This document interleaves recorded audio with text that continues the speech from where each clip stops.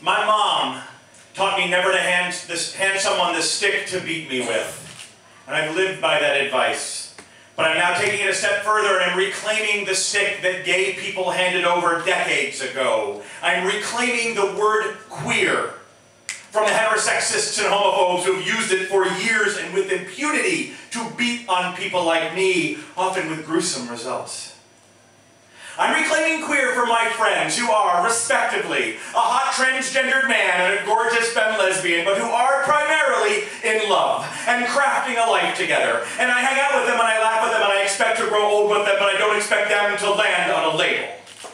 I'm reclaiming queer for my recently happily married friend Mark, who has now unearthed impulses and orientations that surprise and scare him a little on some days and a lot on some days, but refusing to be limited by his family, his leftover from high school buddies, or even his own life story. He is blazing new territory by dating John on Friday and Marcia on Saturday just so he can be reflected in their eyes.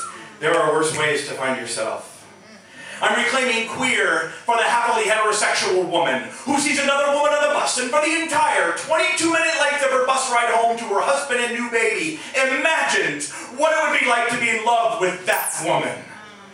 I'm reclaiming queer for the entire Republican Party, but mostly for the formers. Congressman Mark Foley, Mayor Jim West, Evangelical Ted Haggard, Representative Richard Curtis, College Republican Glenn Murphy, and Senator Larry Craig. Each one entirely unable to reconcile the shame-filled wasteland between his lust and his homophobia. Their struggle makes mine harder, but I wouldn't take it away from a single one of them. I'm reclaiming queer for the family of a dead young man because the not very Reverend Fred Phelps wants to put a statue in Casper, Wyoming with a plaque that reads, Matthew Shepard entered hell on October 12, 1998.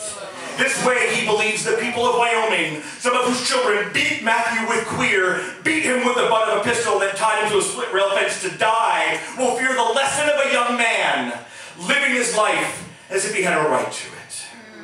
I'm reclaiming queer for myself. Because 10 years ago, in a conversation with a bewitching woman, I got a tiny tingle in a place that has only ever tingled for men. And it shocked and delighted me like a quick peek through the window of a much larger house than the one I live in now. But mostly, I'm reclaiming queer because there are people within the sound of my voice right now who still see fire and still smell brimstone when they hear me.